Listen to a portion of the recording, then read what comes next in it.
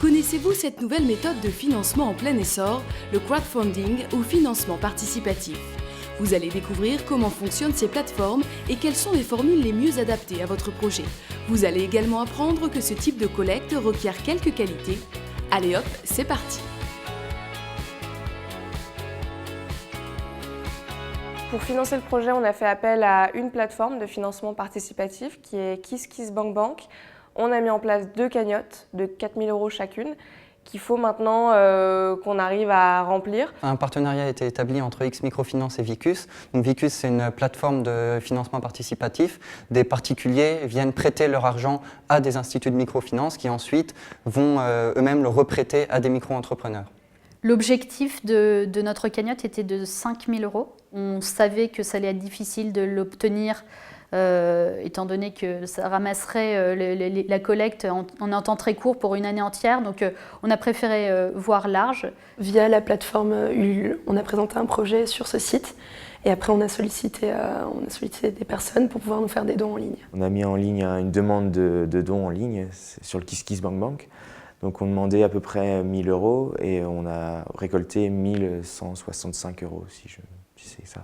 Oui, c'est ça. Nous allons utiliser du financement participatif et nous sommes justement en cours en train de choisir une plateforme sur laquelle on pourrait faire ce genre de financement et on hésite pour notre association entre United Donation et My Major Company.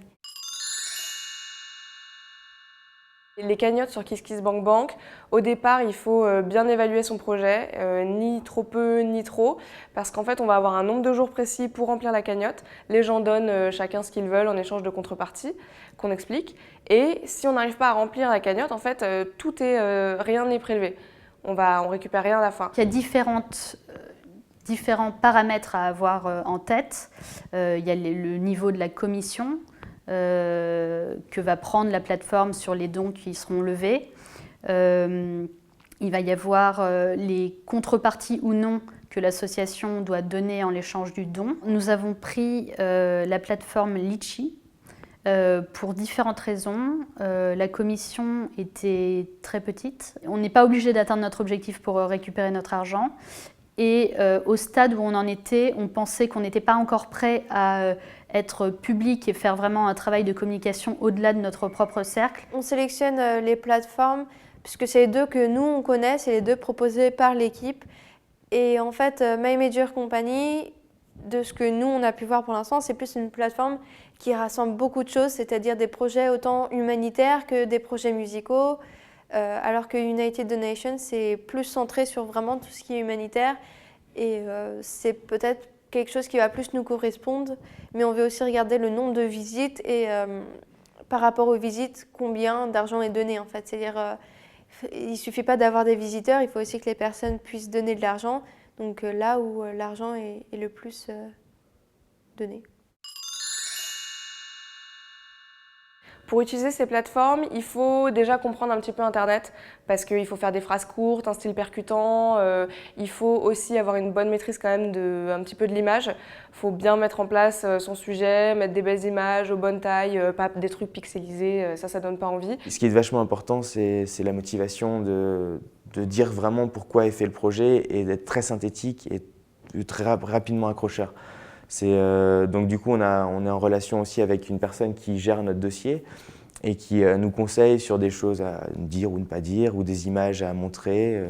Donc on a un conseiller en tout cas qui est à l'écoute pour pouvoir concrétiser la demande. Chaque association a une page.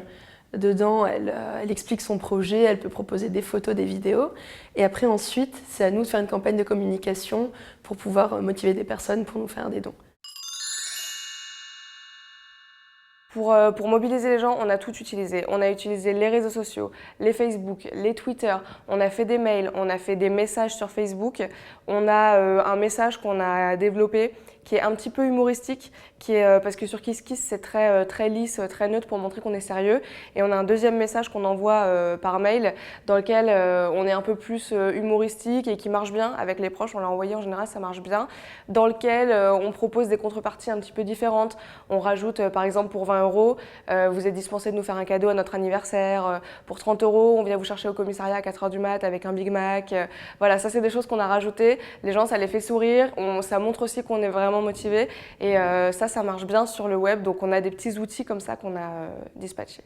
Il faut vraiment faire beaucoup de communication, vraiment alimenter très régulièrement ses pages Facebook, son site internet, le mettre à jour très régulièrement, avoir beaucoup de personnes qui le like tout simplement. On a demandé aux 30 membres de l'association d'envoyer plein de mails sur tous les réseaux sociaux pour pouvoir motiver les gens, parce que mine de rien, 1 500 € en 30 jours, c'est quand même un gros défi et c'est pas facile à récolter, mais ça peut se faire. Il faut montrer que c'est un projet qui est concrétisable, qui est faisable, qu'il y a une viabilité du projet. Il faut aussi montrer qu'il y a des acteurs derrière qui sont là pour mener à bien le projet et qu'ils sont motivés. Donc c'est surtout de la motivation qu'il faut.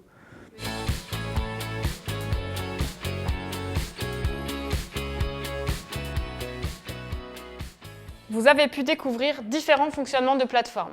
Les plateformes de dons, où il n'est pas nécessaire d'atteindre son objectif final pour récupérer la somme collectée, celles où il est nécessaire de l'obtenir sous peine de ne pas percevoir l'argent, et les dernières qui fonctionnent plutôt sur un système de prêt.